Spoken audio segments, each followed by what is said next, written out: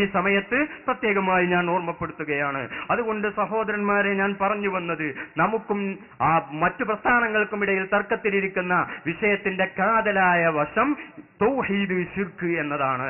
അതുകൊണ്ട് തൗഹീദിന്റെ മാനദണ്ഡം എന്ത്, ശിർക്കിന്റെ മാനദണ്ഡം എന്ത് എന്ന് തീരുമാനമാകുമ്പോഴാണ് ഏത് തൗഹീദാണ് ഏത് ശിർക്കാണ് എന്ന് നമുക്ക് തീരുമാനിക്കാൻ കഴിയുക. അതുകൊണ്ട് തൗഹീദിന്റെ മാനദണ്ഡം ദുആ എന്ന് പറഞ്ഞ ദുആയാണ് ആരാധന എന്ന് പറഞ്ഞതുകൊണ്ട് പ്രശ്നം തീരില്ല. കാരണം ധാരാളം അർത്ഥങ്ങൾക്ക് ദുആ വന്നിട്ടുണ്ട്. ഇനി ദുആ മാത്രമേ ആരാധനയാവൂ എന്നും വെക്കാൻ പറ്റൂല. കാരണം നോമ്പും സക്കാത്തും ഒക്കെ അതും ആരാധന തന്നെയാണല്ലോ. അതുകൊണ്ട് എന്താണ് അർത്ഥം, അത് തീരുമാനമാകേണ്ടതുണ്ട്. എന്താണ് തൗഹീദിന്റെ മാനദണ്ഡം, അത് തീരുമാനമാകേണ്ടതുണ്ട്. എന്താണ് ശിർക്കിന്റെ മാനദണ്ഡം, അത് തീരുമാനമാകേണ്ടതുണ്ട്. അതുപോലെ തന്നെ മറ്റു ഏത് വിഷയങ്ങൾ നാം എടുത്ത് പരിശോധിച്ചു നോക്കിയാലും, നേരത്തെ പത്തപ്പിരിയ ഉസ്താദ് പ്രസംഗിച്ചപ്പോൾ പറഞ്ഞു ഇബ്ലീസിന്റെ കഥ. ഇബ്ലീസിന് എന്തേ തെറ്റ്? തൗഹീദിന്റെ മോശമല്ല, തൗഹീദ് ഇബ്ലീസിനല്ല ഉഷാറായിരുന്നു, തൗഹീദ് ഊക്കേറിയതാ പ്രശ്നം. ആദം നബി അലൈഹിസ്സലാമിന് സുജൂദ് ചെയ്യാൻ പറഞ്ഞു ഇബ്ലീസിനോട്. പടച്ചോനെ, അല്ലാത്ത ഒരാൾക്ക് സുജൂദ് ചെയ്യേ. അപ്പൊ അവിടെ ഇഖ്ലാസിന്റെ കടുപ്പം കൂടി, തൗഹീദാണ് കൂടിപ്പോയി. തൗഹീദ് ഏറ്റവും മോശമല്ല ഇബ്ലീസ്. അവൻ തന്നെ അള്ള പറഞ്ഞ ആദമിനെ ആദരിക്കാനാ പറഞ്ഞ, ആദമിനെ ആദരിക്കുന്നില്ലേ, കടക്ക് പുറത്താക്കി. ഇനി നമ്മളും മറ്റു പ്രസ്ഥാനങ്ങളും തർക്കത്തിലിരിക്കുന്നതിന്റെ ഏത് വിഷയം എടുത്തു നോക്കിയും അതിന്റെയൊക്കെ കാതലായ വശാതായിരിക്കും. ഉദാഹരണമായിട്ട് തവസ്സുല് അറിഞ്ഞതിനർത്ഥം എന്താ? പടച്ചോനെ, ഞാൻ മോശക്കാരനാണ്, എന്നേക്കാൾ നിന്നിലേക്ക് അടുത്ത ആണാണ് അയാള്, അതുകൊണ്ട് അയാളോട് ഞാൻ അങ്ങേയറ്റം സ്നേഹം ബഹുമാനമൊക്കെ എനിക്കുണ്ട്, അതുകൊണ്ട് പടച്ചവനെ എന്റെ ദുആ നീ ഒന്ന് സ്വീകരിക്കണമേ. കണ്ടോ? അപ്പൊ നമ്മൾ ചെറുതാകാ, മറ്റുള്ളവരെ വലുതാക്കുക. ഇബ്ലീസിന്റെ സ്വഭാവം എന്താ? ഞാൻ വലുതാകാ, മറ്റുള്ളവരെ ചെറുതാക്കുക. ഇനി മന്ത്രം എന്ന് പറഞ്ഞാൽ ഇപ്പൊ അതിന്റെ അർത്ഥം എന്താ? നമ്മളെ മന്ത്രിച്ചാ പോരെ. എന്താ ബിസ്മി ഹംദും സ്വലാത്തൊക്കെ നമുക്ക് അറിയില്ല, ഓതിനെ മന്ത്രിച്ചാ പോരല്ല. പടച്ചോനെ, ഞാൻ മന്ത്രിച്ചാൽ ശരിയാകുമെന്ന് അറിയില്ല, എന്നേക്കാൾ നിന്നിലേക്ക് അടുത്ത ആളാണ് അയാള്, അതുകൊണ്ട് ഞാൻ അയാളെടുത്ത് മന്ത്രിപ്പിക്കുന്നു. അതാണ് ഇപ്പൊ മന്ത്രത്തിന്റെ അല്ലാഹത്തിൽ. ഖബർ സിയാറത്തിന്റെ അൽഹാസിൽ എന്താ? പടച്ചോനെ, എന്നേക്കാൾ കൂടുതൽ നിന്നിലേക്ക് അടുത്ത നിന്റെ ഒരു വലിയ എനിക്ക് ഇഷ്ടപ്പെട്ട ഒരു അടിമയാണ്, അതുകൊണ്ട് അദ്ദേഹത്തെ ഞാൻ അങ്ങേയറ്റം സ്നേഹിക്കും ആദരിക്കും ചെയ്യുന്നു, അതുകൊണ്ട് അതൊരു നല്ല കാര്യമാണല്ലോ, അതുകൊണ്ട് നീ എനിക്ക് ഉത്തരം നൽകണം. ഇതാണ് ഇപ്പൊ തവസ്സുലാകട്ടെ, ഇസ്തിഗാസയാകട്ടെ, മറ്റേതാണെങ്കിലും നമ്മളെ ചെറുതാണ്, അവരൊക്കെ വലിയവരാണ് എന്ന കാര്യം അംഗീകരിക്കാനാണ് ഇതിന്റെ ഒക്കെ ഉള്ളിലുള്ള ആകത്തുക. പക്ഷേ ഇബ്ലീസിനെ അംഗീകരിക്കാൻ കഴിഞ്ഞില്ല. ഞാനാണ് വലുത്, അന ഖൈറും മിൻഹു, ആദമിനേക്കാൾ ഉത്തമൻ ഞാനാണ്. എന്താണ് തെളിവ്? ഖലഖതനി മിൻ നാരിൻ വഖലഖതഹു മിൻ തീൻ. നീ എന്നെ പടച്ചത് തീ കൊണ്ടാണ്, ആദമിനെ പടച്ചത് മണ്ണ് കൊണ്ടാണ്. നീ എന്റെ വാക്കെന്താ? മണ്ണ് കൊണ്ട് പടച്ച ആദമിനേക്കാൾ തീ കൊണ്ട് പടച്ച ഞാനാണ് ഉഷാറ്, അതുകൊണ്ട് ആദമിനേക്കാൾ ഞാനാണ് ഉഷാറ്. വലിയ ആള് ചെറിയ ആൾക്ക് സുജൂദ് ചെയ്യാന്നുള്ളത് ശരിയല്ല, അതുകൊണ്ട് ഞാൻ ആദമിന് സുജൂദ് ചെയ്യൽ ശരിയല്ല, നീ എന്നോടത് കൽപ്പിച്ചതും ശരിയല്ല. ഇബ്ലീസ് പറഞ്ഞതിന്റെ ആകത്തുക കടക്ക് പുറത്ത് ആരാ ബഹുമാനുള്ള ആർക്കാന്നൊക്കെ തീരുമാനിക്കേണ്ടത് ഞാനാ. ഇബ്ലീസിന് എങ്ങനെ നോക്കിയാലും തെറ്റിയതാ. മണ്ണും തീയാ ഉഷാറ്. തീയിനല്ലായ്മ ഞാൻ മണ്ണിന് കഴിയും, മണ്ണിനല്ലായ്മ അത് ഞാൻ തീയിന് കഴിയൂല. മണ്ണ് തീ കൂടുന്തോളം ഉഷാറാകുക ചെയ്യുക. അപ്പൊ അള്ളാഹു ബഹുമാനിച്ച വ്യക്തിയെ ബഹുമാനിക്കാൻ തയ്യാറായില്ല എന്നതാണ് ഇബ്ലീസിന്റെ ഏക തെറ്റ്, തൗഹീദിൽ മോശമുണ്ടായിട്ടല്ല. അതുകൊണ്ട് സഹോദരന്മാരെ, ഞാൻ പറഞ്ഞു വരുന്നത്, ഇനി നമുക്കൊക്കെ ഒരു സ്വഭാവമുണ്ട്.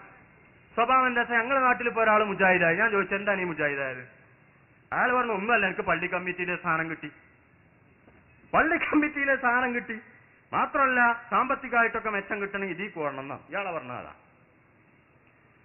അതേ സമയത്ത് എമ്മക്കൊണ്ട് അങ്ങനെ സ്വഭാവം മുജാഹിദ്, അത് പ്രശ്നമല്ല. ജമാഅത്ത് അത് പ്രശ്നമല്ല. അതേമാതിരി കള്ളുടിയനാണെങ്കിലോ അവനെ നമ്മൾ അടുപ്പിക്കുകയും ചെയ്യൂല. അതേ സമയത്ത് ഇസ്ലാമിന്റെ ദൃഷ്ടിയിൽ ആശയപരമായ വൈകല്യമാണ് കർമ്മപരമായ വൈകല്യത്തെക്കാൾ ഗൗരവമേറിയത് ആശയപരമായ വൈകല്യമാണ്. അതുകൊണ്ടാണ് നബി സല്ലല്ലാഹു അലൈഹി വസല്ലം തങ്ങൾ പറഞ്ഞത്, ഒരു പുത്തൻ കസ്ഥാനക്കാരന്റെ സുന്നത്തായ അമലോ നിർബന്ധമായ അമലോ അള്ളാഹു സ്വീകരിക്കുകയില്ല ഹത്താ യദഅ ബിദ്അതഹു, അവന്റെ ആ പുത്തൻ ആശയം ഒഴിവാക്കുന്നത് വരെ സ്വീകരിക്കുകയില്ല. ഹദീസുണ്ട്. അതുപോലെ തന്നെ അള്ളാഹു വ്യക്തമായി ഖുർആനിൽ പറഞ്ഞു, ലാ തജിദു ഖൗമൻ യുഅ്മിനൂന ബില്ലാഹി വൽ യൗമിൽ ആഖിരി യുവാദ്ദൂന മൻ ഹദ്ദല്ലാഹ വറസൂലഹു വലൗ കാനൂ അബാഅഹും ഔ അബ്നാഅഹും ഔ ഇഖ്വാനഹും ഔ അശീറതഹും ഉലൈക കതബ ഫീ ഖുലൂബിഹിമുൽ ഈമാൻ വഅയ്യദഹും ബിറൂഹിൻ മിൻഹു. എന്ന് പറഞ്ഞിട്ട് ലാ തജിദു ഖൗമൻ യുഅ്മിനൂന ബില്ലാഹി വൽ യൗമിൽ ആഖിറ, അല്ലാഹുവിലും അന്ത്യദിനത്തിലും വിശ്വസിക്കുന്ന സത്യവിശ്വാസികളായിരിക്കുന്ന ആളുകളെ നബിയെ തങ്ങൾ എത്തിക്കുകയില്ല. യുവാദ്ദൂന മൻ ഹദ്ദല്ലാഹ വറസൂലഹു, അല്ലാഹുവിനോടും റസൂലിനോടും എതിര് പ്രഖ്യാപിച്ച ആളുകളെ സ്നേഹിക്കുന്നവരായി എത്തിക്കൂല. വലൗകാനു അബാഅഹും, അതവരുടെ വാപ്പമാരാണെങ്കിലും മക്കളാണെങ്കിലും കുടുംബക്കാരാണെങ്കിലും എത്തിക്കുകയില്ല എന്ന് പറഞ്ഞ് ഈ ആയത്ത് വിശദീകരിച്ച് പണ്ഡിതന്മാർ പറഞ്ഞിട്ടുണ്ട്. മൻ ഹദ്ദല്ലാഹ വറസൂലഹു എന്നതിൽ പുത്തൻ പ്രസ്ഥാനക്കാരും പെടും എന്ന് പണ്ഡിതന്മാർ ഈ ആയത്തിന്റെ തഫ്സീറിൽ വിശദീകരിച്ചിട്ടുണ്ട്.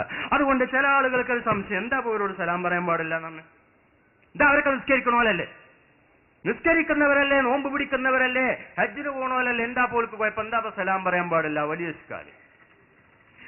ഇഷ്കാല്. ഞാനൊരു ഉദാഹരണം പറയാം. ഉദാഹരണമായിട്ട് പഴയ ആളുകൾക്കൊക്കെ അറിയാം, പഴയ കാലത്ത് വസൂരി എന്ന രോഗം ഉണ്ടായിരുന്നു. വസൂരി എന്ന രോഗം എന്താണ്? ഒട്ടാകെ ശരീരം പൊട്ടി ഒലിച്ച് നാറുന്ന ഒരു രോഗമാണ്. ഈ രോഗം ഉണ്ടായാൽ അയാളുമായി ബന്ധപ്പെടാനോ അയാളായിട്ട് സലാം പറയാനോ കൈ പിടിക്കാനോ ഒന്നും ആരും തയ്യാറാകാനില്ല. അതേ സമയത്ത് അവർ മരണപ്പെട്ടാൽ പോലും മറവ് ചെയ്യാൻ വരെ തയ്യാറാകാനില്ല. അത്രയും വെറുത്തിരിക്കുന്ന എന്താണ്? ഇത് ബാഹ്യമായ ഒരു രോഗമാണ്, ആ രോഗം നമ്മിലേക്കും പടരുമോ എന്ന പേടിയാണ്. എന്നാൽ ഇത് ശാരീരികമായ രോഗമാണ്. അതേ സമയത്ത് ബിദ്അത്ത് എന്ന് പറഞ്ഞ് ആത്മീയമായ രോഗമാണ്. ആ രോഗം പടരുന്നതാണ് ശാരീരികമായ രോഗം പടരുന്നതിനേക്കാൾ നാം ഭയപ്പെടേണ്ടത്.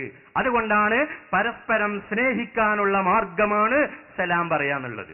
അത് സ്നേഹിക്കാൻ പറ്റുന്നവരെ സ്നേഹിക്കാൻ പറ്റൂ. റസൂല് പറഞ്ഞൊരു ഹദീസ് കാണാ, വലൻ തദ്ഖുലുൽ ജന്നത ഹത്താ തുഅ്മിനു, നിങ്ങൾ ഒരാളും സ്വർഗത്തിൽ കടക്കുകയില്ല നിങ്ങൾ വിശ്വസിക്കുന്നത് വരെ. വലം തുഅ്മിനു ഹത്താ തഹബ്ബു, നിങ്ങൾ പരസ്പരം സ്നേഹിക്കുന്നത് വരെ നിങ്ങൾ മുഅ്മിനാകുകയുമില്ല. എന്നാൽ അവലാ അദുല്ലുക്കും അലാ ശൈഇൻ, നിങ്ങൾക്ക് ഞാനൊരു കാര്യം പറഞ്ഞു തരട്ടെയോ?